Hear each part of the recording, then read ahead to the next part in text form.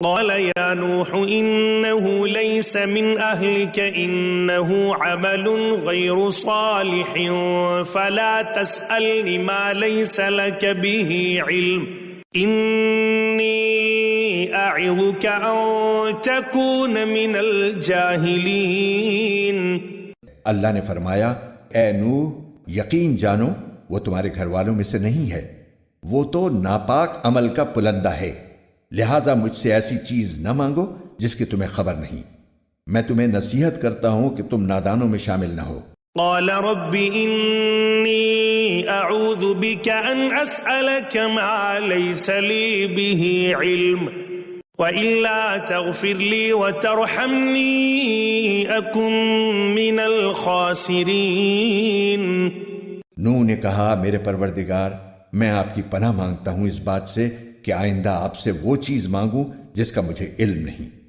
اور اگر آپ نے میری مغفرت نہ فرمائی اور مجھ پر رحم نہ کیا تو میں بھی ان لوگوں میں شامل ہو جاؤں گا جو برباد ہو گئے ہیں۔ قیل یا نوح اهبط بسلام منا وبرکات علیک وعلى ممن معك وأمم سنمتعهم ثم يمسهم منا عذاب أليم۔ فرمایا گیا کہ اے نوح اب کشتی سے اتر جاؤ، ہماری طرف سے وہ سلامتی اور برکتیں لے کر جو تمہارے لیے بھی ہیں اور تمہارے ساتھ جتنی قومیں ہیں ان کے لیے بھی، اور کچھ قومیں ایسی ہیں جن کو ہم دنیا میں لطف اٹھانے کا موقع دیں گے،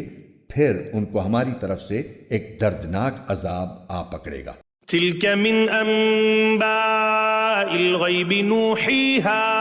الیک ما كنت تعلمها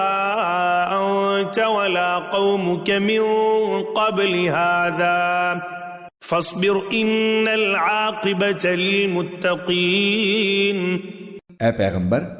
یہ غیب کی کچھ باتیں ہیں جو ہم تمہیں وحی کے ذریعے بتا رہے ہیں، یہ باتیں نہ تم اس سے پہلے جانتے تھے نہ تمہاری قوم، لہٰذا صبر سے کام لو اور آخری انجام متقیوں ہی کے حق میں ہوگا۔ وَإِلَىٰ عَادٍ أَخَاهُمْ هُودًا قَالَ يَا قَوْمِ اعْبُدُوا اللَّهَ مَا لَكُم مِّنْ إِلَٰهٍ غَيْرُهُ إِنْ أَنتُمْ إِلَّا مُفْتَرُونَ۔ اور قوم عاد کے پاس ہم نے ان کے بھائی ہود کو پیغمبر بنا کر بھیجا، انہوں نے کہا اے میری قوم اللہ کی عبادت کرو، اس کے سوا تمہارا کوئی معبود نہیں ہے، تمہاری حقیقت اس کے سوا کچھ نہیں کہ تم نے جھوٹی باتیں تراش رکھی ہیں۔